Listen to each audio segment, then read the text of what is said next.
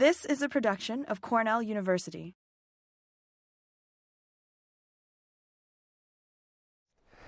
Okay, so I think after a long day, now it's time for me, I guess, to entertain you for the next hour or so and try to keep you awake. And what I thought what I should do is share and discuss with you our more recent work on microbial association with healthy plants and also proposed functions of these microbes. Now, since this is very much an emerging research field, I thought it would be appropriate to give a brief introduction. And so personally, I believe that really one of the more profound discoveries in molecular plant-microbe interactions during the last decade has been the observation that healthy, asymptomatic plants in nature live in association with a rich diversity of microorganisms. And in simple terms, the sum of the microorganisms that live in association, that colonize a healthy, asymptomatic plants, that's what's called the plant microbiota. And it's important that really for association of healthy plants with microbes that we see association with different microbial classes. So we see, for example, association with bacteria, we have association with protists, and we have also associations with fungi. And the microbes that live in association with above ground plants, that's often called the phyllosphere, and the microbes that live in association with below ground parts, particularly the root, this is called the rhizosphere. Now, what I thought would be useful to structure my presentation today, what I'll do is in the first part of my lecture, I will tell you what we've learned about the bacterial plant microbiota. And then during the last maybe 10, 15 minutes, I'll tell you some recent findings of association between healthy plants and root-associated fungi. I thought this might be interesting. So let's get started with the bacterial root microbiota. I think it's now widely accepted that essentially all flowering plants in nature are densely colonized by bacteria, healthy asymptomatic plants. And literally millions of bacteria colonize the leaf surface and the interior, and it's very similar to the roots. We find zillions of bacteria that colonize the root surface and also the root interior. What is slightly more controversial is the source of inoculum of these leaf-associated bacteria, because leaves are, they thrive in a natural open environment, and it's very clear that there are multiple sources for these leaf-associated microbes. But this is quite different from the root microbiota. It's now also, I think, widely accepted that bacteria that live in unplanted soil, that those bacteria defines the bacterial start inoculum for the formation of the root microbiota. And that has some experimental advantages that I will explain to you later during my presentation. So, what are proposed microbiota functions for the plant host? There are a number of them. And these include nutrient mobilization. There's certainly strong evidence that many root-associated bacteria help plants to mobilize nutrients for plant growth. So plant growth promotion has been repeatedly reported. There's evidence for indirect pathogen protection, and I will report on that as well.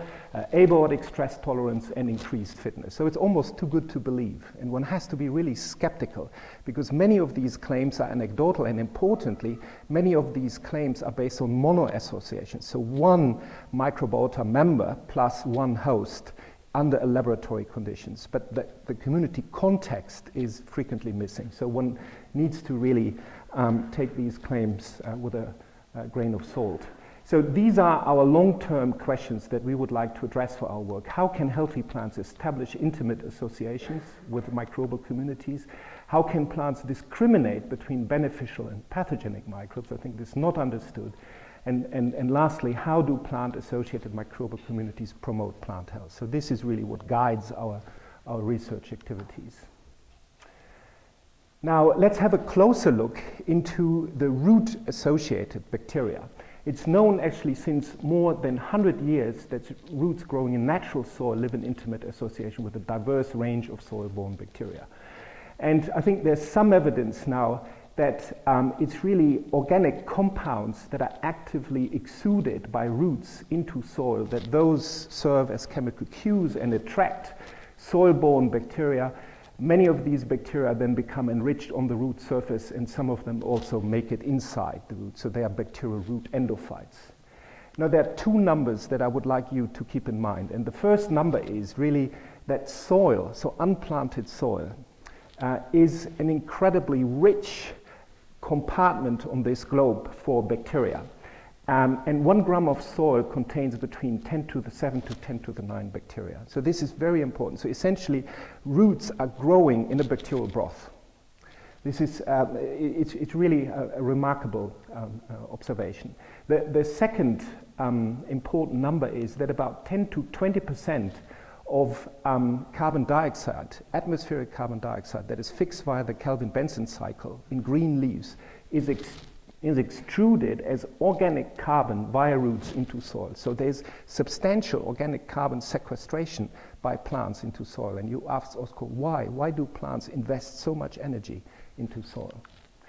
Now, conceptually, I think the root is analogous to the digestive tract of vertebrates. And you may ask why.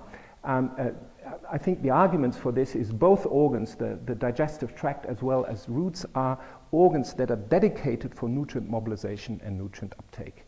The difference is between the two systems. This is a closed system, this is an open system.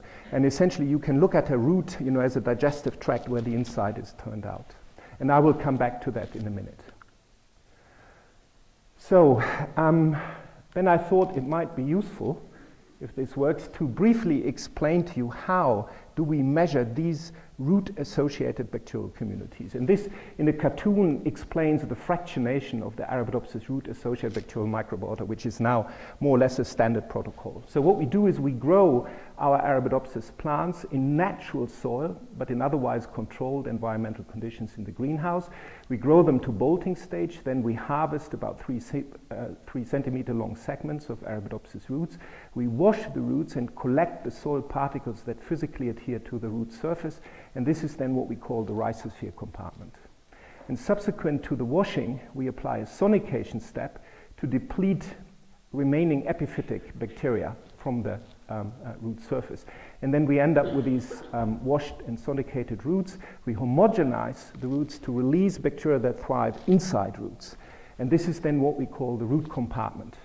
And then in the subsequent step, we compare the bacterial communities in the root compartment with the bacterial communities in the rhizosphere compartment, and as a control, the bacterial communities present in unplanted natural soil. Right? So it's very simple. So how do you molecularly characterize these bacterial communities? We, and essentially most other groups in microbial ecology, use the bacterial 16S RNA gene. It's really the most widely used DNA sequence for taxonomic assignments of bacteria. And it's technically a relatively simple experiment. You just use various PCR primer combinations to amplify segments of this bacterial 16S ribosomal RNA genes. And then the PCR amplicons are subjected to pyroilluminar sequencing. So that's, it's relatively standard. What becomes important is the computational or the bioinformatic processing of these 16S sequences.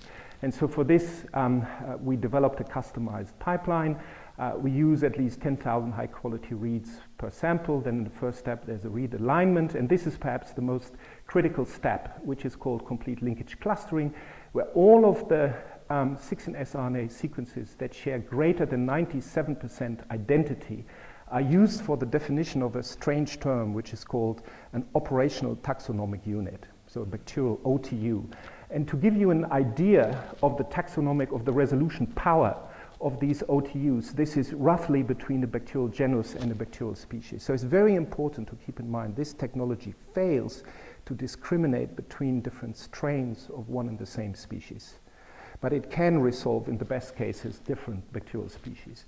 And then you get two types of information. If you examine a compartment, you can define the number of different OTUs, and you also obtain the relative abundance, so you know which one is abundant, which one is a rare one. And those two informations are then used for multivariate statistic analysis. So why don't we have a look into our early work that was published now some time ago, where our goal was to characterize the structure of the Arabidopsis root microbiota. And for this purpose, we've grown our plants in natural soils, but under controlled environmental conditions. And then we've compared the root-associated bacteria with the bacterial communities in the rhizosphere compartment and in the unplanted soil. And this is typically how we visualize these results. It's a ternary plot, and then I need to explain to you how to read these plots. Each dot represents a bacterial OTU as defined by its 16S sequence tag, and the size indicates the relative abundance. So let's say large dot represents abundant bacteria, small dots low abundance bacteria. More important is the position within this triangle, because the position of a particular bacterial OTUs indicates the relative abundance of a bacterium in these three compartments. And so what I've color-coded here are those bacteria that become enriched in Arabidopsis roots relative to unplanted soil and the rhizosphere. And when you do the taxonomic assignments of these root-enriched bacteria, root-enriched OTUs, they essentially define three bacterial phyla. They correspond to three bacterial phyla, which are called actinobacteria, protobacteria, and bacteroidetes. So relatively, at this high taxonomic rank, a relatively simple taxonomic structure. The major take-home message from independent experiments carried out by Davide Bulgarelli in our lab in Cologne, and by Jeff Dangel's lab, by Derek Lundberg in the US, really using soils from two different continents, in Europe and US, is that soil type is the main determinant of root microbiota composition. Host genotype contributes limited variation. So relatively simple take-home message.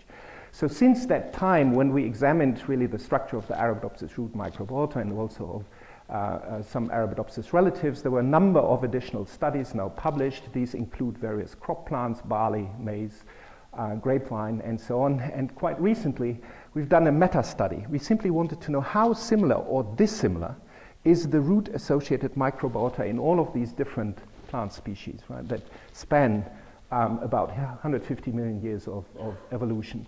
And the result is actually shown in this projection, where each of the dots represents a sample, and the proximity of the dots represents the taxonomic similarity of the root microbiota. And what you can see is that essentially the taxonomic structure of the root microbiota from these different plant species is very similar to each other. But when we compare the taxonomic structure of the root-associated bacterial microbiota with the human gut microbiota, there's essentially no overlap. So although, as you recall, both the vertebrate gut and the root are, if you like, physiologically equivalent organs. But it's very clear the bacteria that populate our digestive tract or of any other vertebrate are totally different.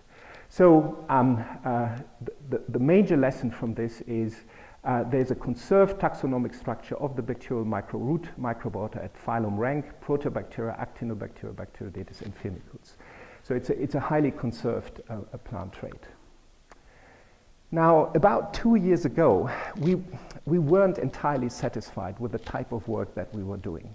We felt we were really reaching a ceiling. Essentially, what we were doing is we were doing case control studies or time series studies. We applied the 16S RNA gene community profiling that I've explained to you. We've applied metagenome sequencing, and then we inferred from these results hypotheses that are based on statistics, on advanced statistics. But if you really look closely in our publications, these are correlations between multiple variables. And because I'm trained as a geneticist, I'm not satisfied if you end up with correlative observations. So we felt that there might be an opportunity on the long run to develop a new branch of plant microbiota research. And this branch might involve really systematic cultivation of the bacterial plant microbiota, so high throughput bacterial cultivation. And then if this were successful, then we could design synthetic bacterial communities that we call SYNCOM, and then we could add them to germ-free plants, and then we could test the hypothesis, from these experiments and make scientific conclusions that are based on causation. So that was the idea, but a potential caveat is that when we were talking with our colleagues from environmental microbiology, that they told us, well, whatever environmental sample you take, if you want to cultivate the bacteria, you can only cultivate barely 1% of them. So if that were true, then of course you could say, well, is this entire approach realistic? Right? But there were reasons why we were skeptical with the claims of the environmental microbiologists, and we therefore, about 2 or 2.5 years ago, we started to establish a reference culture collection of the Arabidopsis root microbiota, and this work is now in press in the British Weekly. So this involves, initially, we collect roots, again from plants grown in natural soil, we wash them, we homogenize the roots, and they're very simple. We just plate the root homogenates on agar plates or on 96 microtiter plates with liquid media. And as you can see by these two methods, we've now been able to isolate more than 5,000 root-derived bacterial colonies. And then we determined, just by sequencing the 16S RNA gene sequences from all of these 5,800 bacterial colonies, and this is why we call our culture collection sequence-indexed rhizobacterial libraries that are stored at -80 degrees and can be used then for subsequent experimentation. So this is again to remind you that our root culture collection, these 5,800 bacteria, that they are isolated from Arabidopsis plants growing in Cologne soil. And in parallel with our collaborator Julia Vorholt at the ETH Zurich, we've also isolated leaf-associated bacteria of Arabidopsis, about 3,500. And keep in mind that these leaves were harvested from Arabidopsis populations growing either surrounding Zurich or in the vicinity of Tübingen, so at a geographic distance. Right? So then in the next step, this is really the most critical one, because what we had to do is to cross-reference our culture-independent community data, this is the 16S community profiling, with the culture-dependent approaches, to really estimate, what fraction of the root microbiota can we actually recover as pure bacterial isolates. And that's shown on this slide, where the inner circle, all of these small dots, they represent bacterial OTU, root-associated bacterial OTUs from Cologne soil-grown plants that we can resolve by the 16S community profiling. And in the outer ring, these black squares, they indicate hits in our culture collection from these 5,800 culture collection. And the same is shown here for the leaf-derived bacterial culture collection. So in total, we've now recovered more than 60% of the root and the leaf-associated bacteria. So this is clearly not a perfect culture collection. We still have some gaps, but it's certainly way more than the 1% that the microbial ecologist wanted us to believe. So the next question then was, so from these thousands of root and leaf associated bacteria, we've characterized really and assembled a core collection that is maximized for phylogenetic diversity, and that's shown by these phylogenetic trees in the center of these slides. And this represents, the color code is really according to bacterium phylum resolution, so you see actinobacteria, bacteria firmicutes, and protobacteria. But then we wanted to compare these two culture collections, and we wanted to know how similar or dissimilar are the bacteria that associate with healthy roots and leaves of Arabidopsis. And that is shown in the outermost ring by these green arrowheads or by the brown arrowheads, because this denotes a strain from our culture collection from leaves that shares greater than 97% identical 16S sequences. So essentially it's the same species. And we were quite surprised to learn that 40 to 50% of the root and leaf-derived bacterial isolates share greater than 97, so essentially are the same sequences and the same bacterial species. And we think this is notable because, recall, our root and leaf-derived culture collections were generated from plant material of populations that are geographically widely separated, 500 kilometers apart. So that's something to keep in mind for later on. So then in the next step, we thought it would be useful to determine whole genomes of all of our root and leaf associated bacteria. And we generated whole genome assemblies and also annotated the genomes of 432 microbiota members, and then inferred a whole genome phylogenetic tree, which is shown here, which is largely congruent with a phylogenetic tree that is purely based on the bacterial 6S ribosomal RNA gene. But this is mainly, archival, but I think that genome sequences are, of course, a very powerful resource. And one thing that we were, of course, interested in, having now access to these whole genome sequences, is to study genome-wide functional diversity between microbiota members of the root and the leaf microbiota. And what we used for these experiments were really CAG-annotated genes or CAG-annotated pathways, and then simply compare how similar or dissimilar are those genes in these different genomes. And what is shown in these projections is each dot represents a bacterial genome, and I've color-coded the dots such that the red dots represent root-derived bacteria, and the green dots represent leaf-derived bacteria. And again, proximity is a measure of functional similarity or functional overlap. And what we noted is that we can clearly resolve different clusters, functional capabilities of these bacteria in our culture collections. But the functional clusters, they mainly correspond to bacterial phylogeny. So there's a strong phylogenetic signal. But as you will see, in most of these clusters, we find both root-associated and leaf-associated members. So there must be a strong functional overlap of members from the root and the leaf microbiota. And there's actually only very few clusters where you can see a separation. So at this level, we observed only weak signatures for niche specialization at the whole genome level. And then Ruben Garrido, he decided to take this analysis one step further and to look really for differential enrichment of functions at individual functional categories. And this, for example, involves carbohydrate metabolism, membrane transport. So these are high-level functions. And what is shown here, this is a heat map. And the relative proportion of the genes that are annotated to these high-level biological functions. And in the upper part, Ruben calculated for differential enrichment between the root and the leaf microbiota members. And what he noted was there were two functional categories, carbohydrate metabolism, and I think xenobiotics biodegradation and metabolism, where we see a highly significant difference between the root and the leaf microbiota members. So at this level, we see clear evidence for niche specialization at least at two individual functional categories. And again, this might become important later on.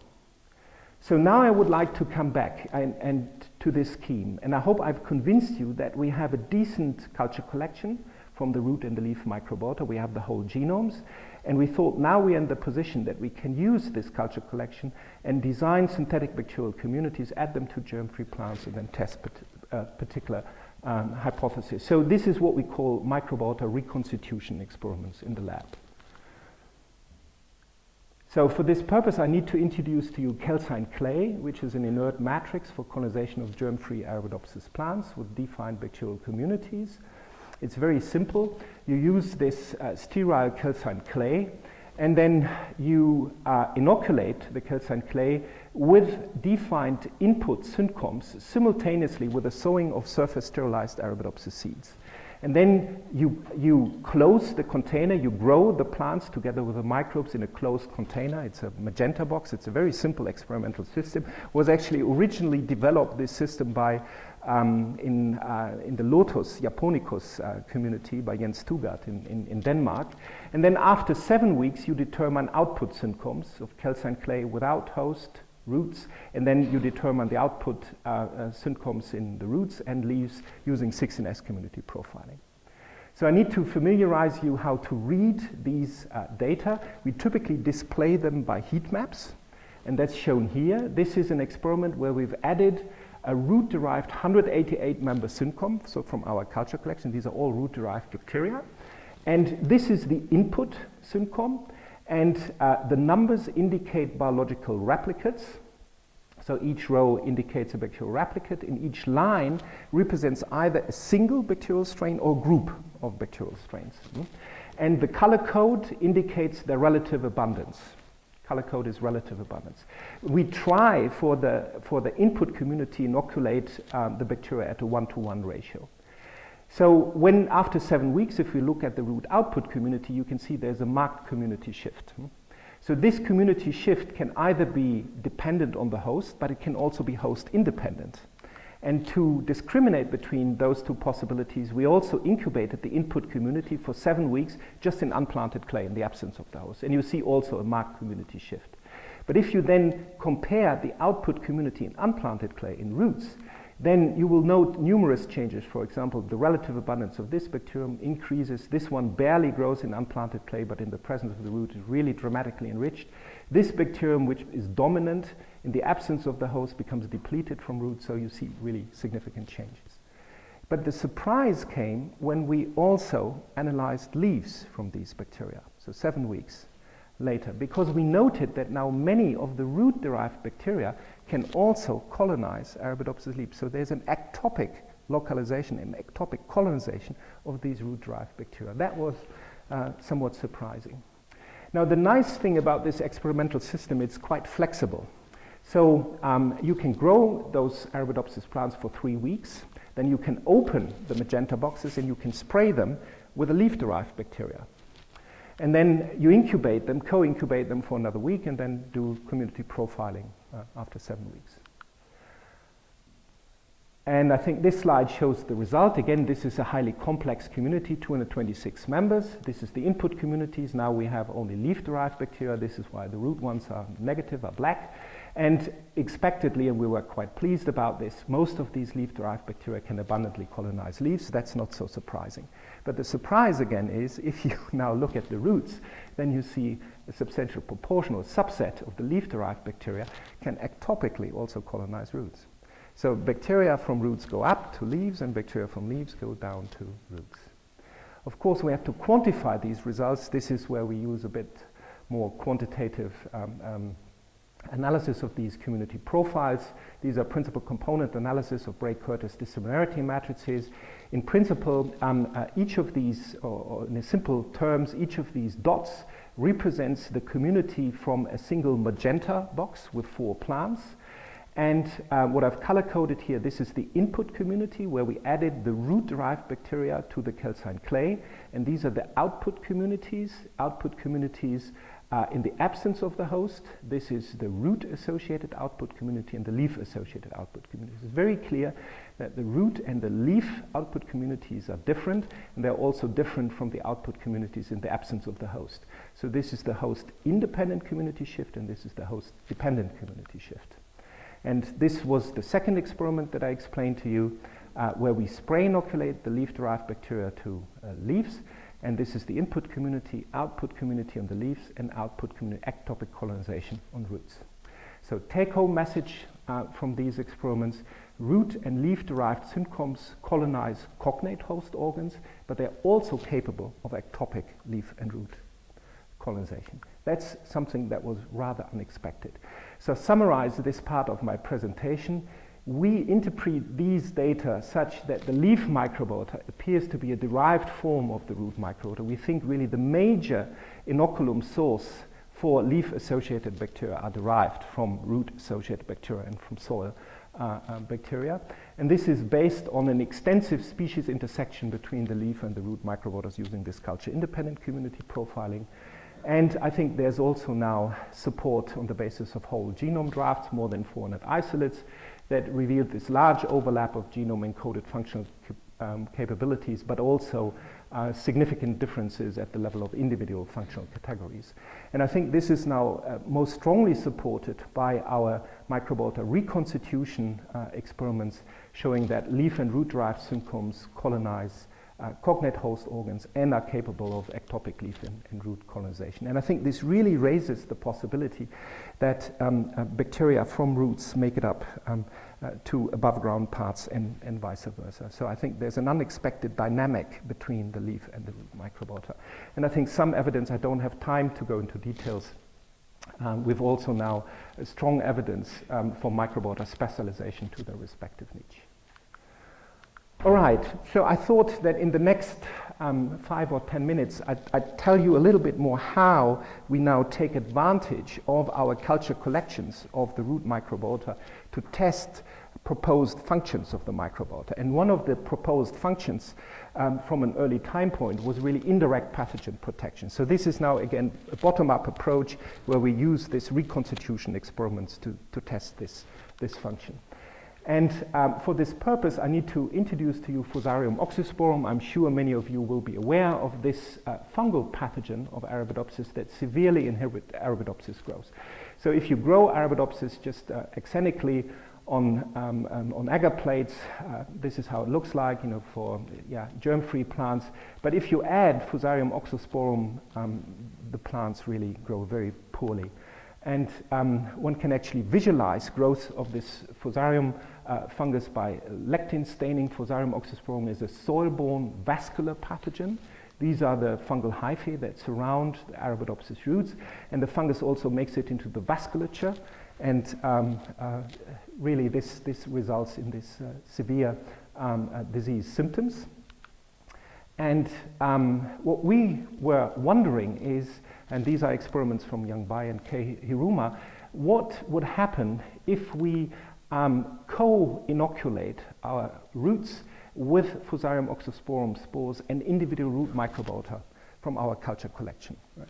And this shows the difference. So the presence of this B1 bacterium plus Fusarium oxysporum essentially rescues Arabidopsis growth. And we can see also some rescue in the presence of this bacterium, but this bacterium has no antifungal activity. And this correlates, indeed, if you look microscopically, the Fusarium hyphae in the presence of these bacteria are highly distorted. And in almost all cases, the fungus cannot any longer enter the vasculature of roots. So, of course, we had to do this more systematically, and Yang and Kei, they tested about 50 of our rhizobacterial strains, and we quantified the protective activity of these bacteria against Fusarium infection by measuring shoot fresh weight. And so these are the controls.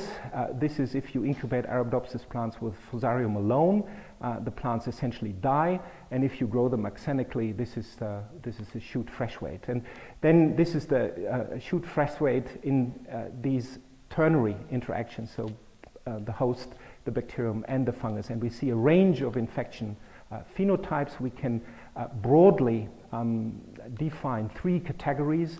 One category is these rhizobacteria where there's unrestricted Fusarium hyphae growth, there's intermediate growth, and then these bacteria are really strongly protect Arabidopsis against Fusarium. And if you overlay on these results those bacteria that are highly root enriched, you will note that in this class we find almost only bacteria that are highly root enriched members of the microbiota. And they are taxonomically quite diverse bacteria.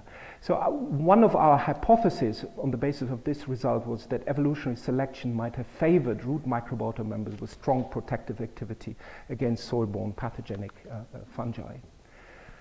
So Stefan Hakar, a postdoc in the lab, he decided to test this hypothesis by extending our work from Fusarium oxysporum to another soil-borne, really an economically relevant pathogen, Verticillium dale, and Plectosphaerella cucumerina, and another root-infecting Trichrome pathogen, Trichrome incarnum.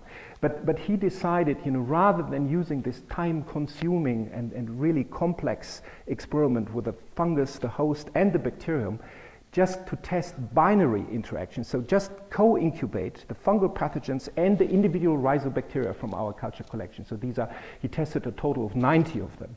And then he developed a quantitative readout to measure fungal growth in these co-cultures. So this is all done in 96 microtiter plates, and the results of these testing the interactions of these rhizobacteria, individual rhizobacteria with these 4 different fungi.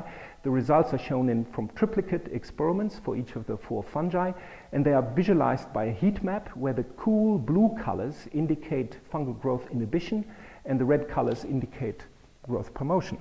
And I hope you agree with me, what we could see is that the individual phylogenetic lineages of the root microbiota that confer strong protective activity against all of these 4 fungi. For example, these Arthrobacter, then the Pseudomonas here, and the Mesorhizobium and Rhizobium. And there are other ones, the Streptomyces. They're very potent against Fusarium oxysporum, but their activity against Plactospheridae cucumerina is lousy.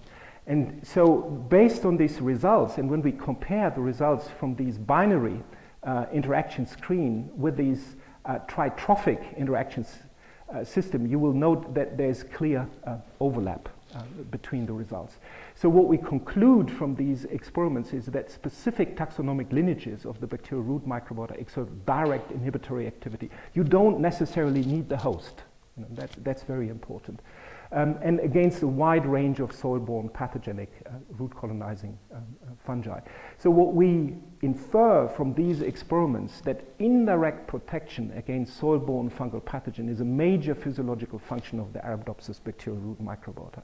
So essentially it looks, you know, as if Arabidopsis really recruits a subset of the soil bacteria, right? And that many of these root-associated and root-enriched bacteria help the plant to protect itself against attack from these soil-borne fungal pathogens. Now, you could still criticize us, and you could say, well, you know, this is, you've just tested 1 fungus, 1 bacterium, and 1 host. It's still not in a community context. So this is really now, I think, going in the right direction, where we've now tested. This is in the calcine clay system. If you just focus on this one, these are germ-free plants. This is when we add 30 of our bacterial rhizobacteria that we've tested also in the binary or in the tritrophic interaction system. The plants still grow happily, but this is if we really incubate the plants with our deadly mix of 4 soil-borne fungal pathogens, and the plants essentially die. And if you add then the fungal community and the 30 microbiota members, you see this rescue. So I think this suggests really that the protection against these soil-borne pathogen also can be reproduced under laboratory conditions in a community context. All right, so I think, do I still have, yes, I think I still have 10 minutes or so. Because I promised that during the last part of my presentation, and also because Maria is in the audience, I mentioned in my introduction that the plant microbiota does not involve only bacteria, but there are also associations between healthy plants and fungi. And this illustrates the beautiful biodiversity of fungi, root-associated fungi that we've isolated from Arabidopsis roots. And so these are all fungal endophytes that we've isolated from surface sterilized Arabidopsis roots grown in natural soil. Now, one difficulty with the fungal endophytes, or with the fungal microbiota, if you like, is that plant-associated fungi are hyperdiverse in natural plant populations. So this is fundamentally different from the bacterial root microbiota. Recall, you know, I mentioned to you, there's a highly reproducible taxonomic structure consisting of this Proteobacteria, Actinobacteria, and so on. But for fungi, you know, this is terrible. You know, you just isolate too many. And that makes it difficult to discriminate between stochastic encounters and associations that have ecophysiological relevance. That's a challenge. And one way to overcome that limitation is that you sample over successive years. And this illustrates you how we've done it, and I want to discuss with you, this is work that is now in revision,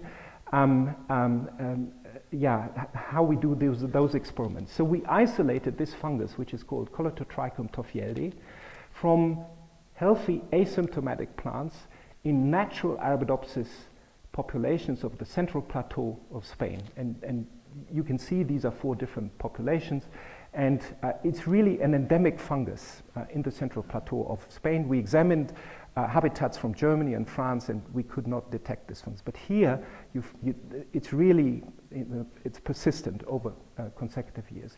There was one other reason why this fungus attracted us, and I think the pathologists, you know, may know this, because almost all characterized Trichome fungal species cause plant diseases. You know, this is Toffieldi, these are some of its cousins, and they cause diseases on fruits and leaves and roots.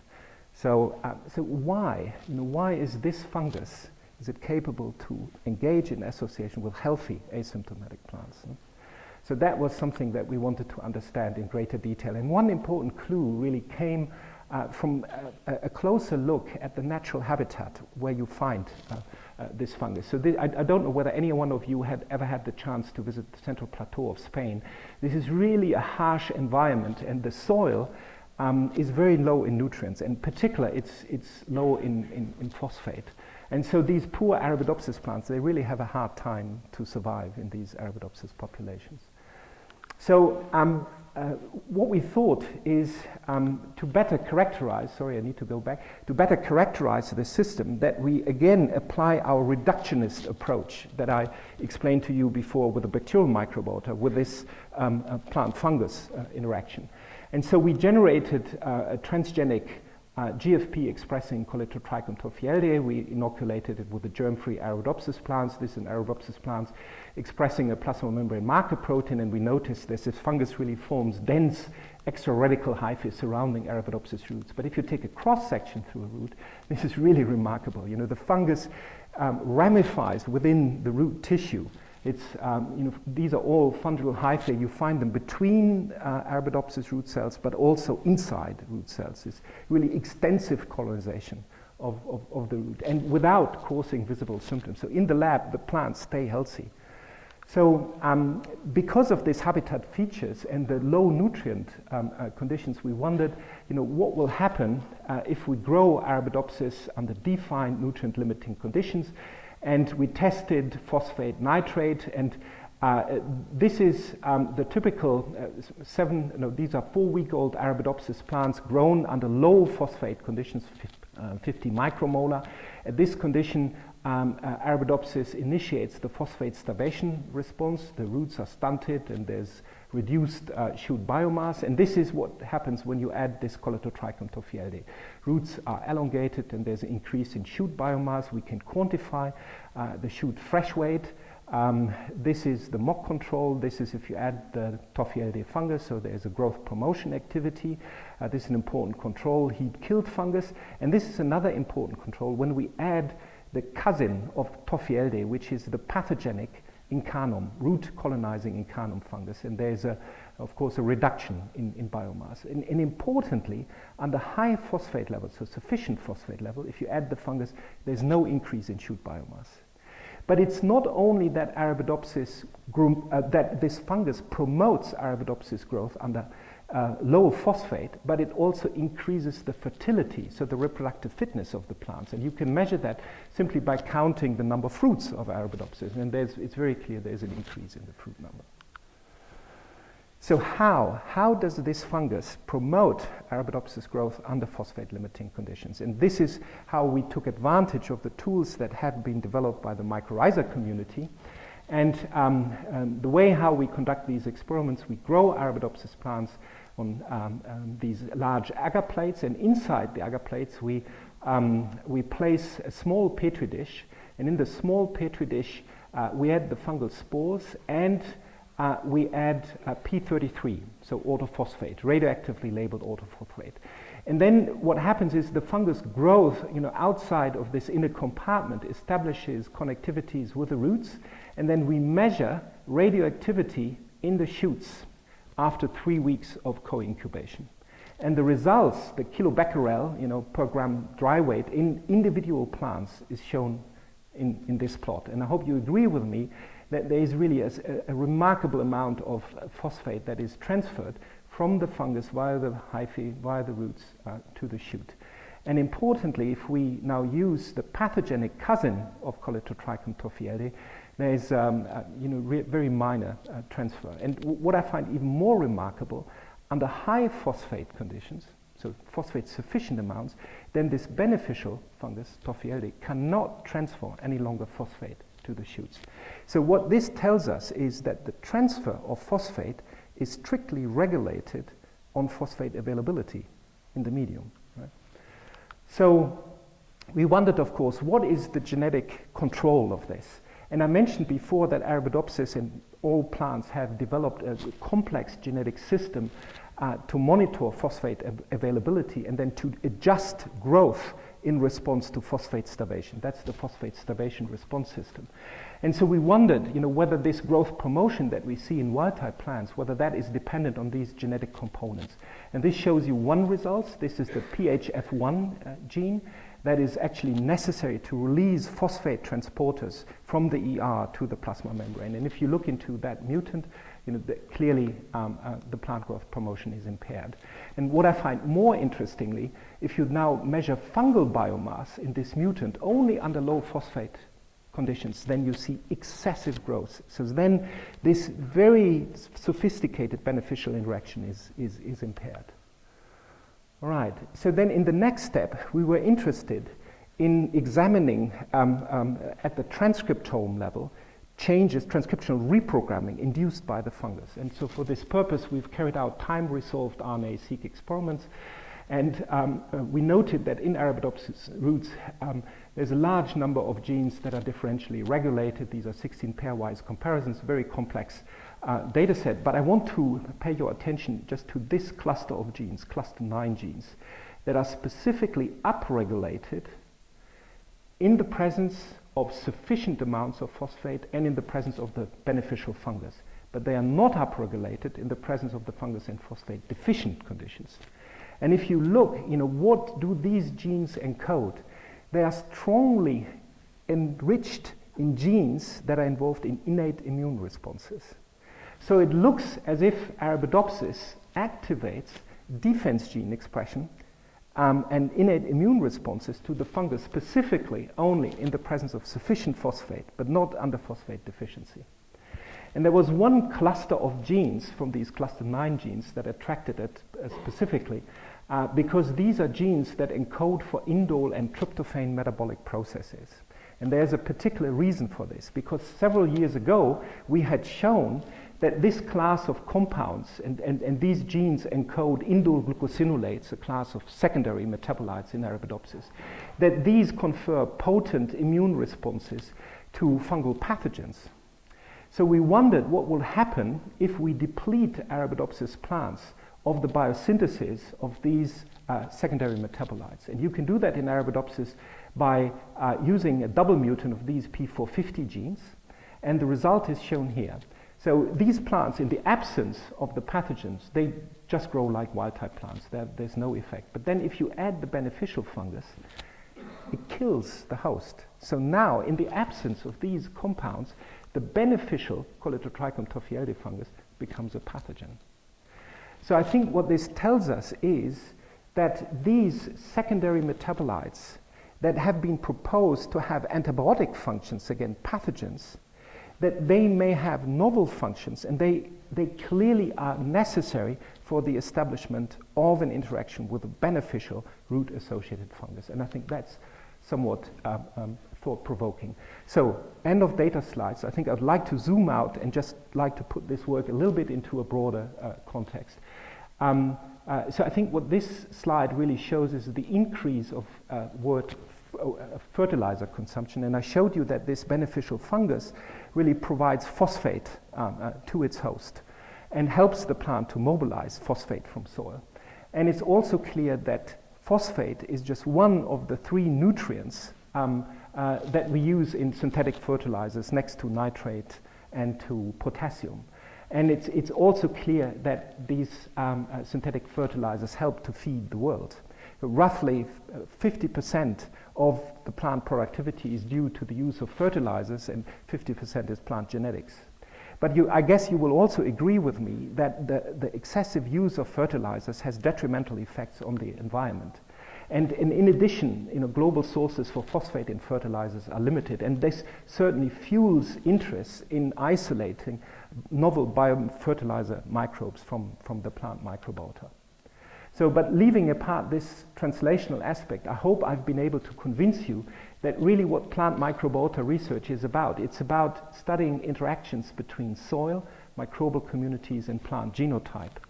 And I think this offers unique possibility. It creates new interfaces between disciplines of science that are traditionally more separated, terrestrial microbiology, plant science, geochemistry, and soil science.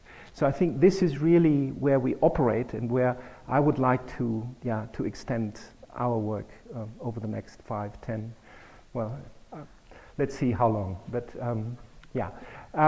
okay, so I've come to the conclusion. Most important slide is really to acknowledge a fantastic underground group. I think I've mentioned most of them in passing.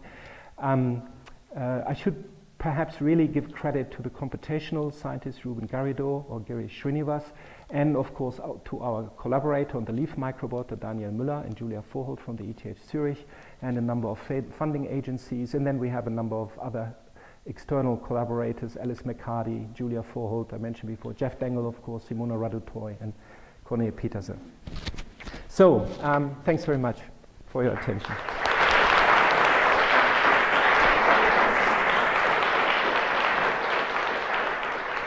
Ooh, well, in the manuscript, of course, we shied away from any mechanistic interpretation. But actually, if you look into the literature, Frank Deso actually in the US has done experiments with GFP-tagged rhizobia, where he had inoculated them to rice roots, and he had shown that these rhizobia then, over time, can be recovered from above ground parts.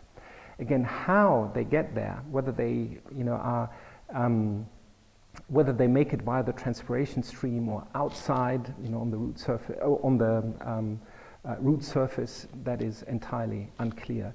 But I think the other way, so from leaves back to roots, I think this happens, well, more or less on a daily basis, because every rain shower, will wash off leaf-associated bacteria. So it's definitely possible that leaf-associated bacteria makes it into the soil and then recolonizes the root. So this is, I think, really a connected system of leaf and root-associated bacteria. No.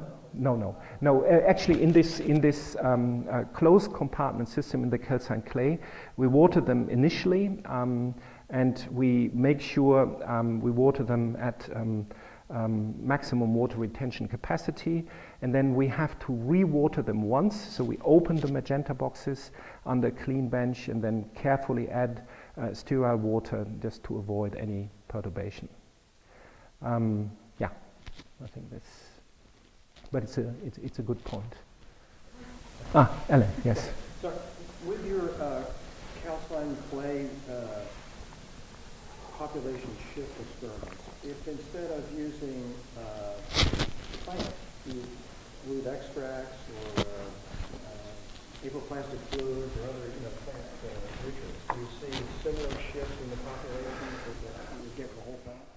We haven't done those experiments because we always feel that it is important to do experiments in a whole organism context. But I think somewhat similar experiments have been done by Noah Fira here in the US, and he implanted organic carbon sources into unplanted soil. And it's very clear that organic carbon is the most important rate-limiting step for growth of soil-borne bacteria. So in unplanted soil, organic carbon is always rate limiting.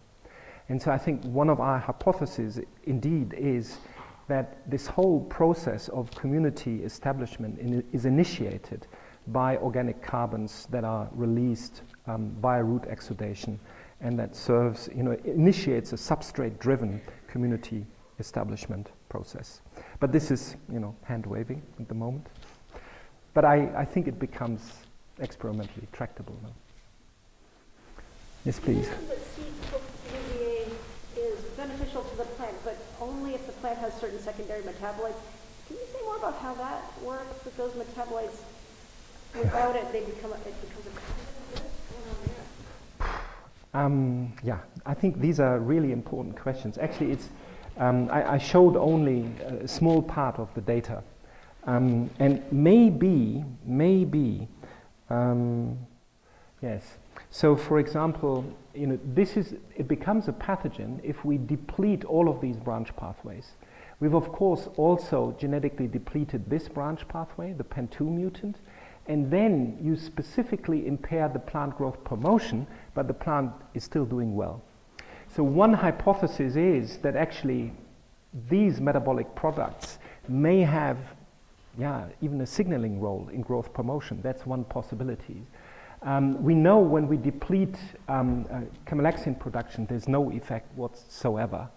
So maybe one interpretation is that these secondary metabolites constrain the growth or limit the growth of the fungus to a certain extent. And then if you deplete them, then there's excessive growth. And that's consistent with the fact that at least in the CYP79B2, B3 mutant, there's I think 6 or 7-fold increased fungal biomass compared to wild-type plants. So it looks as if the fungal colonization is uncontrolled in the absence of these secondary metabolites. Yes, yes. Because what we've used a reporter line for plasma membrane marker protein, quarine, and so we can clearly see that the hyphae that grow inside root cells are surrounded by a plasma membrane. We're quite confident about that, yes. And have you tried the FO1 or FO2? No, not yet. No, not yet. We're testing, of course, many more mutants in this pathway. I think there's much more that can be tested. I agree. Yeah. Well, I haven't done those experiments, first of all, but we've taken cross-section through different regions of the root, and we see colonization really from almost from the root tip to highly differentiated roots, including secondary growth. So I think we cannot really pinpoint at the moment a particular developmental stage of the root where this fungus would establish these associations. I think this is actually a disadvantage of the system. It's unlike in mycorrhiza where you have these beautifully arbuscles. This is really, the fungus is ramifying throughout the root cortex and occasionally even makes it into the central cylinder. But that is really only on rare occasions. But it's mainly found in the root cortex. Oh yes. So this is very important. So we thought if this were true, it's too bad I don't have the slide with me. So we tested Arabidopsis relatives. And for example, Cardamine hirsuta, which is a relative of Thaliana, but Cardamine hirsuta naturally lacks the capacity for camelexin production. And I mentioned before that if we genetically impair camelexin production in Arabidopsis, we see retained growth promotion. And so in Cardamine hirsuta, also this fungus colonizes Arabidopsis and promotes growth. But when we tested Capsella rubella is one of the very few Brassicacea that has lost the capacity for indoglucosinolate production. Then Capsella rubella looks like a CYP79B2, B3 double mutant, so it kills Capsella. And this is relevant because in Spain, Capsella rubella and Arabidopsis thaliana share the same habitat. So I think one of our hypotheses is that these secondary metabolites are actually a host range determinant. So at least that's what the data tell us so far. Yes, yes. Now I think this is one of the central questions. How to, what's a minimum complexity community? What determines the taxonomic structure, this highly reproducible taxonomic structure of the community? And of course now having access to this culture collection enables us to test this. You're absolutely right. If you have 206 root-derived bacteria, the number of combinations you can test is beyond possibility. So you need to have some strategic plan. One possibility is you can deplete particular taxonomic lineages. Let's say you take away the proteobacteria. Another one is you can take away the bacteroidetes. That would be one way. Another possibility is it's realistic. You can test in binary interactions, interactions between the bacteria themselves. So that is possible. And this is one route that we are pursuing, because we believe that antagonistic interactions, so bacteria-bacteria interactions, are very important for microbiota establishment. But these are ongoing, but very important experiments. Yeah, we do experimental evolution in the lab now. So we use our culture collection, and then we apply a defined nutrient stress, for example, low phosphate, and then we incubate them with the bacteria, then we isolate the synthetic community, and then we re-inoculate for a second time, and we are now, I think, at generation 6 or generation 7 on the host side. And on the bacterial, of course, these are thousands and thousands of bacterial generations. And so this is really, I don't know whether this will work, but that's one idea, that you can apply experimental evolution strategies, and you can test whether there's real-time evolution to support plant growth. But that's, that's something for the future. Yes, that's another. I think this is, this is why, we tend to say in Cologne, we are facing the candy shop problem. More or less, you can start so many things now that it's, and if you start too many things, you can feel really bad. So I think one needs to prioritize very, very carefully. So remind me again that the resilience of the Yes, absolutely. So this is something that we are now, that's a project that we've started actually in a collaboration with Shenyang He, not far from here, Michigan.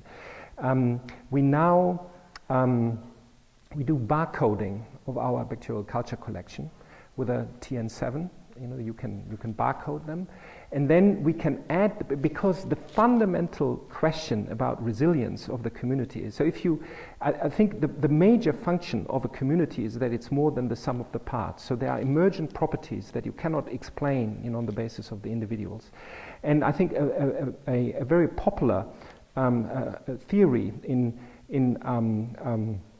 ecology is that a community, whatever community of organism, is resistant to invasion of alien members. So what we do now with our barcoded root-derived bacteria, that we add them to a preformed root microbiota of plants grown in different soil types. And then we can test their invasion and persistence. So I think this is one way. We know this is a very rare event, that really a bacterium can intrude, can make it, into a preformed community. The molecular basis of this, I think that is, again, it's years of research ahead. But it's certainly something that is of fundamental importance to understand. And I think it's in parts, it's already, during establishment of these bacterial communities that, these bacteria must be competitive. They must outcompete all of their competitors that are in the soil, zillions and zillions of bacteria. So they must have a very high competitiveness. Yes. These are, again, very important questions. So of course, now we have, as I tried to explain, our core culture collections, and we have the whole genome sequences. One way to infer functions of the microbiota is you use metagenomic approaches. But a major limitation of metagenomic approaches is that only 20% of the sequences could actually be annotated. Now, when we use our whole genome sequences, it looks like as if the number of genes that we can annotate on the basis of metagenome approaches is really dramatically increases. So I hope that with the whole genome sequences that our future metagenome approaches will become more meaningful. That's one thing. But I also believe that, or at least one hypothesis is that the adaptation or the functional adaptation is not in the core genome, but it's in the accessory or in the pangenome of these bacterial communities. And this may explain why we have this highly reproducible taxonomic structure. And irrespective of whether we grow, plants, in the US or in Europe or in Asia or whatsoever, we always end up with the same taxonomic structure. But of course, looking at the whole genome level, there may be signals of biogeography and there may be adaptations to particular environments. That's my hypothesis. And so again, it's a long-term question that I think through increased availability of whole genome sequences and hopefully many, many more systematic culture collections, we can address this systematically.